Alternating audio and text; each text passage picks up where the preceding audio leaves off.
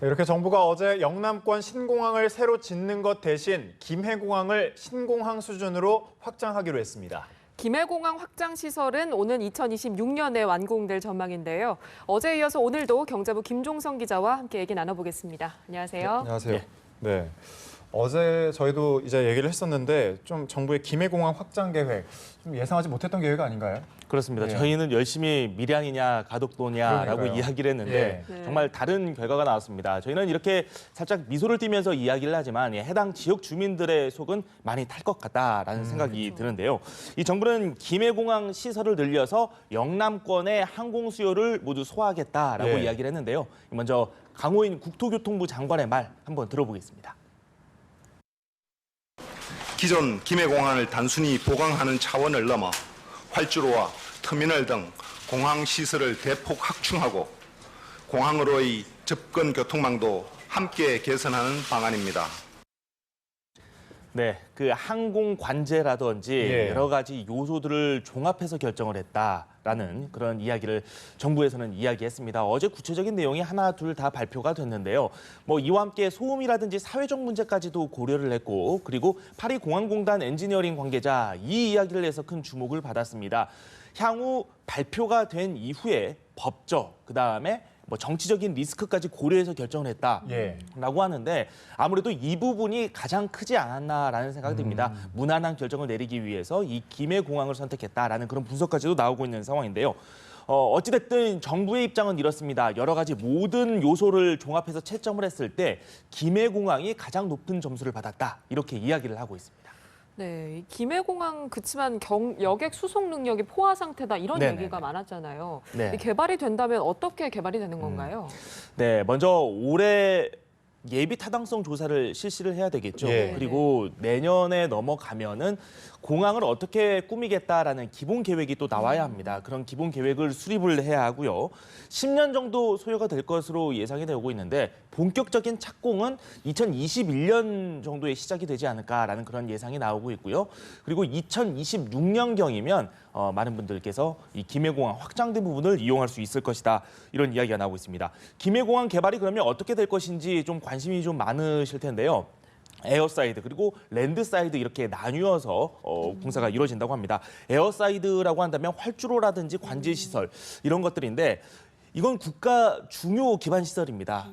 전쟁이라든지 어떤 위협이 있을 경우에는 국가가 직접 나서서 방위를 해야 되는 부분이기 때문에 국가 자본으로 유치를 해야 된다라는 그런 주장이 있고요. 그리고 랜드사이드 같은 경우는 주차장 등 부대 시설인데 이런 부분들은 민자가 좀 들어가도 됩니다. 그래서 예. 정부의 예산으로 짓는 부분 그리고 또 민자로 짓는 부분을 잘 구분을 해서 지을 것으로 예상이 되고 있고요.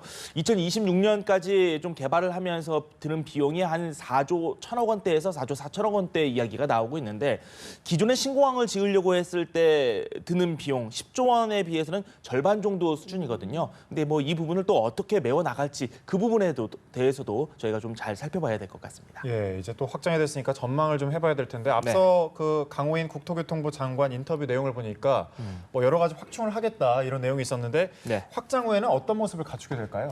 네, 신공항 예. 수준이다라는 점을 정부에서는 계속해서 강조를 했습니다. 예. 신공항에는 3,200m, 그러니까 3.2km 정도의 길이의 새 활주로가 생기게 되는데요. 그렇게 되면 이 김해공항에서 운용하게 되는 활주로는 총 3본입니다. 활주로를 세는 단위가 본이라는 단위를 예. 이야기를 하는데요. 총 3본인데요. 이 3본을 다 활용을 하는 게 아니라 군과 함께 사용을 하게 됩니다. 그리고 이곳에는 국제선 터미널을 새로 신축을 하게 되고요. 기존에 있던 터미널은 국내선 전용으로 활용을 하게 되고 새로 짓는 터미널 같은 경우는 국제선으로 운용을 하게 되는데 이렇게 나뉘어서 운용을 하게 되면 아무래도 그 내부 정돈이라든지 설계라든지 이런 게 좀 잘 이루어져야 된다라는 그런 예. 지적이 나오고 있습니다. 어찌됐든 새 터미널이 완성이 되면은 국제선 수용 능력 한 6배 이상은 좀 더 늘어나지 않을까 이런 관측이 나오고 있는 상황입니다. 예. 네, 이렇게 어렵게 김해공항을 확장한다 이런 네. 결론을 도출을 했는데 밀양이나 가덕도가 왜 아니냐 이런 문제를 떠나서 또 다른 문제점은 없는 건가요? 네, 기존의 김해공항과 관련해서 문제점이 있었던 것이 사실입니다. 김해공항 역시 소음이라든지 그리고 여러 가지 환경적인 문제가 있었습니다. 북쪽에 산이 있는데 이게 비행기가 이착륙을 하면서 이게 큰 장애물이 될 것이다라는 지적이 상당히 많았고요. 그리고 기존 활주로에 좀 문제점이 있다 보니까 새 활주로는 어떻게 지을 것이냐 이렇게 의문을 제기하는 분들도 예. 있었거든요. 그런데 어찌됐든 간에 기존 활주로와 한 40도 정도 서쪽으로 틀어진 형태의 새 활주로를 건설해서 이 문제를 해결하겠다. 정부는 이렇게 이야기를 하고 있는 상황이고요. 그리고 24시간 동안 운영을 할 수 없는 공항이다라는 지적에 대해서도 이 정부 차원에서는 좀 그게 큰 문제가 되지 않는다라는 이야기를 했는데요. 저희가 화면으로 한번 준비를 해봤습니다. 내용 한번 살펴보시죠. 공항이 24시간 운영될 수 있으면 더 바람직하겠지만 세계 유수의 허브 공항들 중에서 24시간 운영이 안 되는 공항들도 많이 있습니다. 여러분들이 알다시피 비근한 중국의 베이징 공항이라든가 일본의 나리타 공항이라든가 그다음에 영국의 히드로 공항, 네덜란드 스키폴 공항 이런 공항들도 24시간 운영이 안 됩니다. 네, 해외 유수의 공항들이 이렇게 24시간 운영이 되는 곳이 없다. 그래서 굳이 24시간 운영할 필요는 없다. 공항의 역량을 키우는 게 중요하다. 이게 바로 정부의 이야기인데요.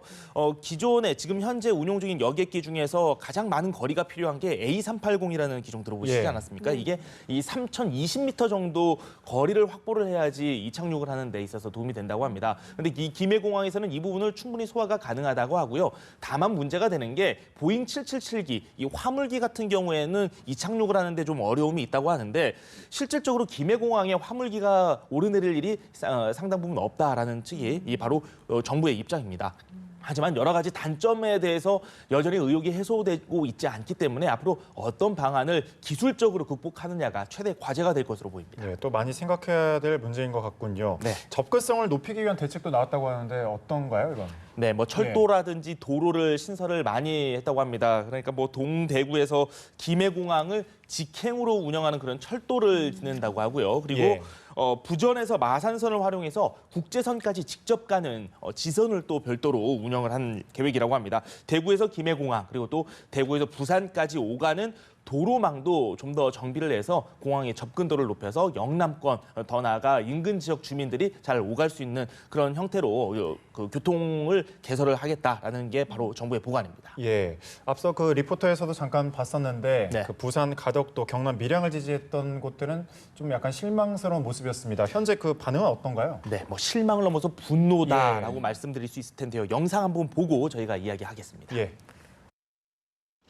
또 한 번 밀양 시민을 우롱한 결정에 밀양 시민은 분노합니다. 지난 10년 동안 신공항 부지 선정 문제로 시민들은 지치고 땅값만 올려 밀양의 개발 가능성을 소멸시켜 왔습니다. 도무지 이해하기 힘듭니다. 용역의 취지에 명백히 어긋난 이번 결정은 360만 부산 시민을 무시한 처사입니다. 네, 이렇게 각 지자체장들은 서로를 무시했다. 예. 뭐 시민들을 우롱했다. 이렇게 격앙된 반응을 보이고 있습니다. 이 반면에 정치권에서는 좀 차분한 흐름이 나오고 있습니다. 이 새누리당 쪽에서는 정부가 어렵게 결정을 했기 때문에 대승적인 차원에서 받아들여야 된다라는 입장을 보였고요.